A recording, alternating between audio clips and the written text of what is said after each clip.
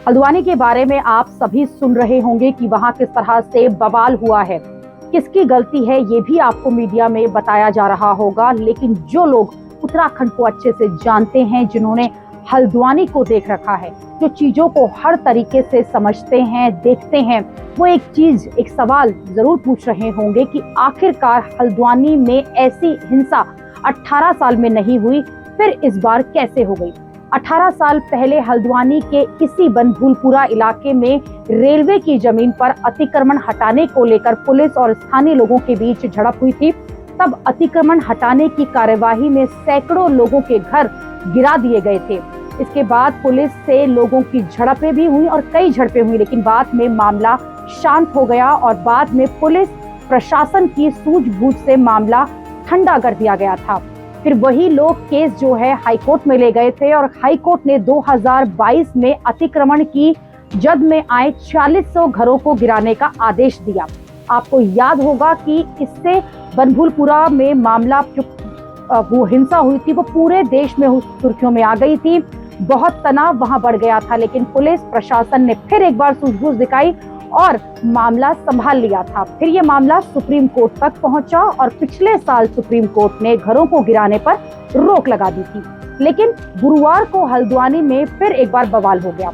बनभूलपुरा में मालिक का बगीचा इलाके में एक मदरसा और धार्मिक स्थल से अतिक्रमण हटाने के दौरान ही हिंसा हो गई।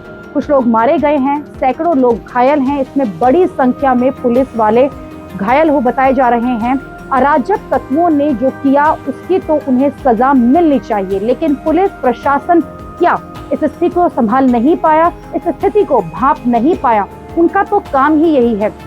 सरकारी काम अपनी तरफ चलते रहते हैं, लेकिन पुलिस और प्रशासन की सूझबूझ से स्थितियों को नियंत्रण में रखा जाता है। इंटेलिजेंस नाम की भी एक चीज होती है और किसी एक्शन में क्या क्या नतीजे हो सकते हैं और उन नतीजों से निपटने की क्या तैयारी होती है, क्या तैयारी की जानी चाहिए, इन सब बातों को ध्यान में रखकर पुलिस प्रशासन काम करता है। धार्मिक स्थलों के अतिक्रमण को हटाने के मामले तो और भी संवेदनशील हो जाते हैं, इसलिए और भी सूझबूझ और भी ध्यान से ऐसे मामलों में काम लिया जाता है। इसलिए कुछ लोग सवाल उठा रहे हैं कि जब पिछले 18 साल में हल्द्वानी में ऐसा कुछ नहीं हुआ, तो इस बार ये चूक कैसे हुई, इस बार इतनी बड़ी हिंसा कैसे हो गई। क्या ये इसलिए हुआ कि मामला बहुत हल्के में लिया गया, ऊपर से कार्यवाही का दबाव था और मजबूरी में ऐसे इलाकों में फोर्स को घुसना पड़ा जहां तंग गलियों के बीच पूरी बस्ती है और आने जाने का जो रास्ता है वो बेहद संकरा है। पुलिस प्रशासन को ये तो पता होगा ही कि ये बहुत संवेदनशील इलाका है, तो उस तरीके से इस इलाके से निपटने की क्या कोई लापरवाही की गई। एक सवाल ये भी है कि क्या पुलिस प्रशासन ने एक्शन लेने से पहले कोई हवाई सर्वे किया था, जिससे ये पता लगाया जा सके कि वहां किस तरह से कार्रवाई की जानी चाहिए, कार्रवाई करते हुए क्या क्या चुनौतियां आ सकती हैं और कार्रवाई शाम को क्यों की गई। शाम को 4 बजे सवाल है शुरू हो जाते हैं कि उसी वक्त क्यों किया गया। पहले लोग इकट्ठा होकर विरोध कर रहे हैं, फिर छतों से पथराव शुरू हो गया, फिर फोर्स को भगाने लगे। कुछ पुलिस वाले निकल पाए, कुछ वहीं फंस गए, कुछ बाद में किसी तरह से निकल कर आए। हवाई फायरिंग की गई, लेकिन इस तरह से भीड़ आक्रामक हो तो फिर लोग कहां जाएंगे और किस तरह से हमला करेंगे, ये समझ पाना उस वक्त कितनी देर लगती है।